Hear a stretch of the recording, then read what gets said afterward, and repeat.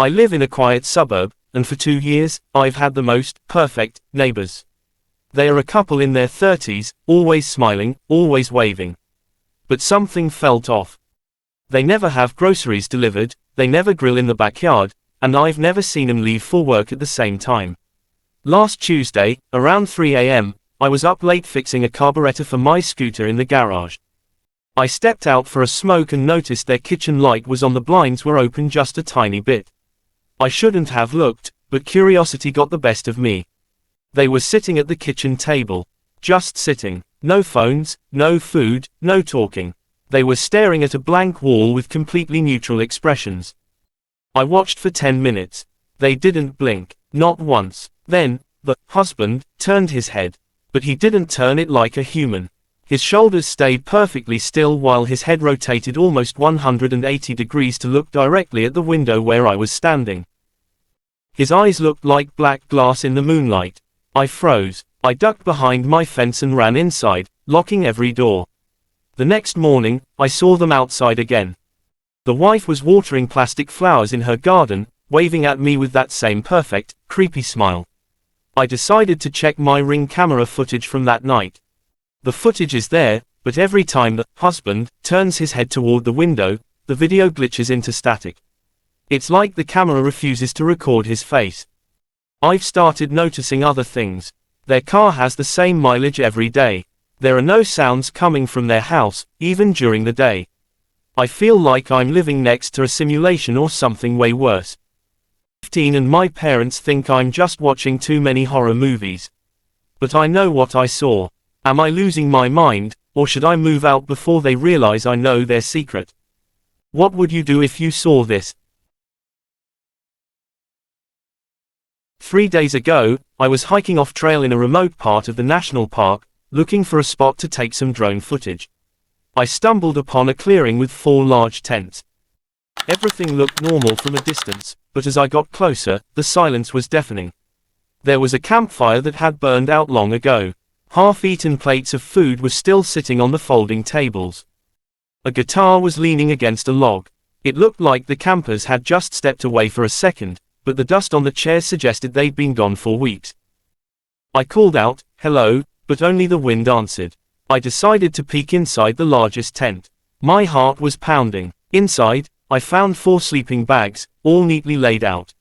But here's the creepy part: every single piece of electronic equipment, phones, cameras, laptops, was stacked in a perfect pyramid in the center of the tent. None of them would turn on. It was like the batteries had been drained by something powerful. I checked the other tents. They were identical. Clothes neatly folded, shoes lined up by the entrance, but not a single person in sight. I found a journal near the pyramid of phones. The last entry was dated 2 weeks ago.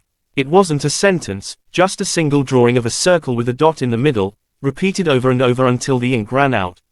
I didn't wait around. I ran back to my car and drove straight to the ranger station. When I showed him the GPS coordinates, the head ranger turned pale.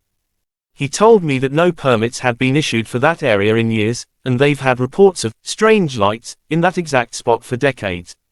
The police went out there the next day, but they found nothing. No tents, no campfire, no pyramid of phones. Just an empty clearing. I know what I saw. I have one photo I took before I ran, but every time I try to upload it, my computer crashes. Does anyone know what that symbol means, or did I stumble into something I wasn't supposed to see? My parents had gone to a wedding out of town, leaving me with the house to myself. It was Saturday night. Around 11 p.m. I was in the kitchen, making some late-night pasta and scrolling through my phone. The large glass door leading to our backyard was right behind me. It was pitch black outside, so the glass acted like a perfect mirror. As I was stirring the sauce, I looked at my reflection in the glass door. I saw myself, the kitchen island, and the hallway leading to the living room. But then, I saw a foot. A boot, actually. It was sticking out from behind the sofa in the living room. My heart stopped. I didn't turn around. I knew that if I turned, whoever was there would know I'd seen them. I kept stirring the pasta, my hands shaking so hard I almost dropped the spoon. I looked again. The boot moved. A man slowly leaned out from behind the sofa, Watching me, he was wearing a dark hoodie and holding something metallic. I realized the back door was locked, but the side window in the living room was cracked open for the dog. He must have climbed in through there. I had to get out. I pretended to realize I forgot something in the garage. I walked calmly toward the garage door, which was right next to the kitchen. The moment I stepped into the garage and locked the door behind me, I heard him sprint. He slammed against the door, screaming at me to let him in. I ran to my dad's workbench, grabbed a heavy wrench, and dialed the police. I stayed in the garage for what felt like hours, listening to him pacing on the other side of the door, whispering my name. When the police finally arrived, the house was empty. They found the side window wide open and a long kitchen knife sitting on the sofa where he had been hiding. The worst part, the police checked the dust on the floor. Based on the footprints, he hadn't just gotten in, he had been in the house for at least 4 hours, watching me the entire time I was playing games and watching movies. To the man in the hoodie, let's never meet again. I have a German Shepherd named Max. He's usually calm, but lately, every night at exactly 3:15 a.m., he stands at the foot of my bed and growls at the dark corner where my wardrobe is. There's never anything there. No shadows, no spiders, nothing. I thought maybe it was mice in the walls. I even joked with my friends that I had a ghost roommate. But last night, things got weird. Max didn't just growl, he backed away, whimpering, and hid under my bed. He's a 90-pound dog, and he was trembling. I decided to set up my phone to record a time-lapse of the room while I slept. This morning, I watched the footage. For the first 4 hours, everything was normal. Then, at 3:14 a.m., the door to my wardrobe slowly creaked open. Just an inch. A hand, thin, pale, with unnaturally long fingers, reached out and gripped the edge of the door. Then, a face started to emerge. It didn't have a nose or hair, just 2 large, milky eyes. It stared at me while I was sleeping for a solid hour. But that's not the part that made me scream. At 4:20 a.m., the creature crawled out completely. It was incredibly tall and thin, moving like an insect. It walked over to my bed, leaned down, and whispered something into my ear. In the video, I can see myself stir in my sleep, but I don't wake up then. The creature looked directly at the camera. It smiled, showing rows of needle-like teeth, and pointed at the phone. It knew I was recording. It crawled back into the wardrobe and shut the door just as the sun began to rise. I just watched this video 10 minutes ago.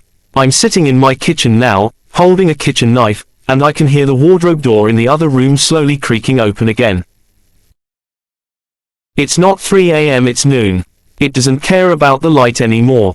If you're reading this, don't look under your bed. Look behind you. It was late, maybe 9 p.m. I was the last one leaving. I got into the elevator and pressed 1 for the lobby. The lift started moving, but instead of going down, it went up. It stopped at floor 13. The thing is, this building only has 12 floors. The doors opened with a slow, rusty groan. Outside was a hallway that looked exactly like my office, but everything was slightly wrong. The carpet was damp, the lights were a sickly shade of yellow, and there was a loud, buzzing hum coming from the walls. I pressed the close door button repeatedly, but nothing happened. Curiosity, or maybe fear-induced madness, made me step out. The moment my foot touched the carpet, the elevator doors slammed shut and the display went blank. I started walking, looking for a stairwell.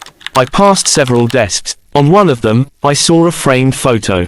It was a picture of me, sitting at that exact desk, but my face was blurred out as if someone had rubbed it with their thumb. Then, I heard the sound of a keyboard. Click, click, click. I turned the corner and saw a figure sitting in my chair. It had my clothes on, but its arms were way too long, reaching almost to the floor. It was typing at an incredible speed on a computer that wasn't even plugged in. It stopped typing and slowly started to turn its head. I didn't wait to see its face. I ran back to the elevator and pried the doors open with my bare hands. I jumped into the dark shaft, grabbing the cables, and slid down until I hit the roof of the elevator on the 10th floor.